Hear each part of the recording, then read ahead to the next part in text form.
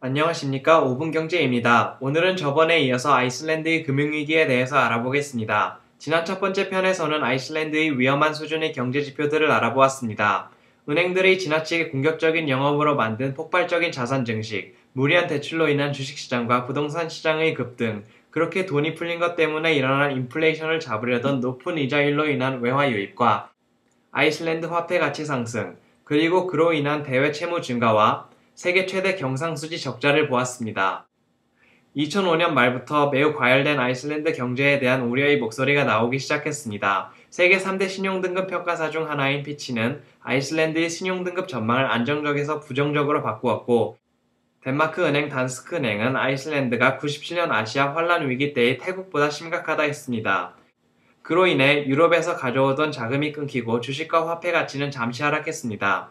하지만 이 위기는 더 심각한 위기로 발달하지 않습니다. 그 주된 이유로 방금 말한 피치와 함께 세계 3대 신용평가사인 무디스는 아이슬란드가 안전하다고 발표하며 가장 높은 신용등급인 AAA를 정당화하고 금융위기 6개월 전까지 바꾸지 않았습니다. 또한 아이슬란드 상공회의소는 2명의 교수가 아이슬란드가 안전하다고 논문을 쓸 수 있게 후원하였습니다. 이것은 논문 첫 페이지에 있는 아이슬란드 상공회의소의 로고와 제목을 캡처한 것입니다.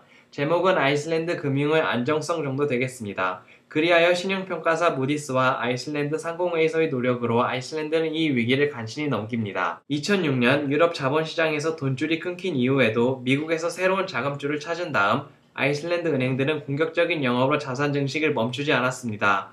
금융위기에서 빼놓을 수 없는 CDO, Collateralized Debt Obligation, 한국말로 부채담보부 증권에 손을 대 자금을 끌어옵니다. 나중에 한 동영상에서 집중적으로 다루겠지만 간단하게 말하면 돈이 나오는 자산을 모아서 파는 CDO입니다. 예를 들어 보겠습니다. 개인에게 부동산 대출을 해주면 그 대출에서 이자와 원금을 상환하는 일부가 매달 나옵니다. 그 부동산 대출을 비슷한 것끼리 모아서 하나의 패키지로 기관 투자자에게 팝니다. 당시에는 CDO 붐이라고 할 정도로 엄청난 인기가 있었기 때문에 자금을 모으는 것은 어렵지 않았습니다. 참고로 인기가 너무 많아서 CDO를 모은 CDO를 팔기도 했습니다. 그리고 무슨 일이 생기면 빚이 적은 아이슬란드 정부가 여유도 있고 하니 나설 것이라는 믿음도 팽배하여 아이슬란드 은행은 자금을 마련할 수 있었습니다. 만약 아이슬란드 정부가 그럴 일이 없다고 선언했다면 자금 마련에 상당한 어려움이 있었겠지만 정부와의 유착으로 가능하였습니다. 2007년부터 아이슬란드 은행은 새로운 소스에서 자금을 조달합니다. 유럽에서의 예금과 단기 자금입니다. 아이슬란드는 EU 멤버가 아니지만 EEA라는 협정으로 EU 멤버처럼 유럽 시장에서 자유롭게 활동할 수 있는 것을 이용해 은행들은 자회사를 설립하고 많은 예금을 받았습니다. 인터넷 은행을 설립하고 예금자에게 높은 이자를 약속해 엄청난 예금을 받았습니다. 다음은 2006년부터 한 은행이 네덜란드와 영국에서 받은 예금의 양입니다. 2006년 말 10억 유로에서 2007년 10배 늘어나 100억 유로까지 찍었습니다. 우리나라 돈으로 15조가 넘는 어마어마한 금액입니다. 이 예금들은 아이슬란드의 예금보호자법이 책임지고 만약 아이슬란드 은행과 경제가 어려워지면 아이슬란드 화폐 가치가 떨어지고 아이슬란드 정부에 큰 짐이 될 수 있는 가능성이 있고 꼭 이런 가능성은 현실로 다가옵니다. 해외 예금과 함께 새롭게 떠오르는 단기 자금 조달에 대해서 알아보겠습니다. 단기 자금은 Repurchase Agreement, 짧게 리포라고도 하고 해석하면 재매입 계약 정도 되겠습니다. 말 그대로 증권을 팔고 되사오는 건데 처음 들으면 뭐하러 하는 건가 하는 궁금증이 들 수도 있습니다. 예를 들어 보겠습니다. A가 채권 같은 담보를 들고 B를 찾아가 리포 거래를 하자고 합니다. 그럼 A는 B에게 채권을 팔고 돈을 받아갑니다. 그리고 약속된 일정 기간이 지난 후 A는 판 가격보다 높은 가격으로 되사옵니다. 여기서 알파가 일정 기간 동안 돈을 빌린 것에 대한 이자가 되는 것입니다. 기간은 주로 하루, 길게는 2년까지도 있습니다. 여기서 생긴 돈으로 아이슬란드 은행들은 하던 짓을 계속합니다. 마구잡이로 자산을 사들이고 대출해 주는 데 쓰입니다. 다음 그래프의 노란색은 아이슬란드 은행의 총 리포 거래입니다. 2007년 중반부터 급격히 늘어나는 걸 보실 수 있습니다. 원래는 주로 다른 대형 은행이나 중앙은행들과 했지만 리포 거래가 끊기고 이제 아이슬란드 중앙은행과 하게 됩니다.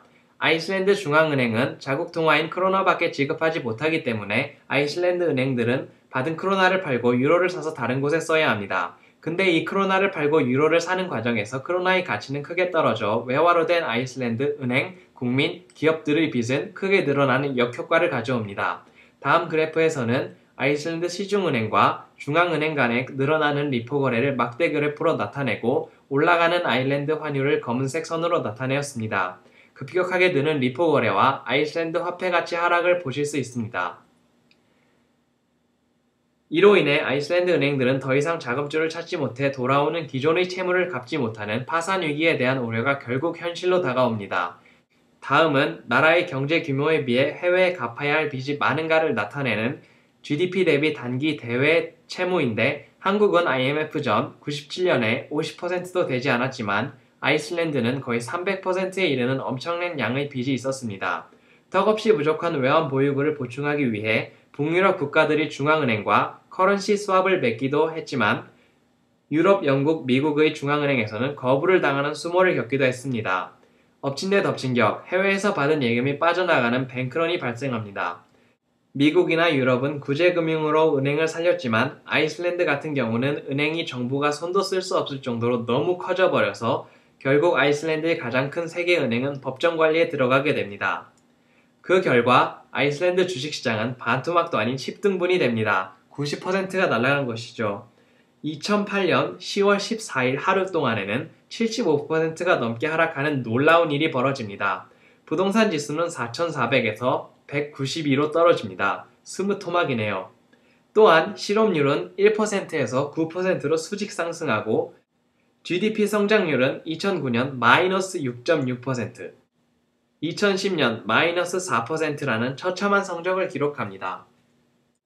내용이 도움이 되셨습니까? 이 밑에 공유 버튼을 눌러서 페이스북이나 트위터로 공유 부탁드립니다. 유튜브 가입하고 구독하시면 업데이트 될 때마다 보실 수 있습니다. 트위터 OMINECON 팔로우하시면 업데이트 알려드리니 많은 팔로우와 리트윗 부탁드립니다.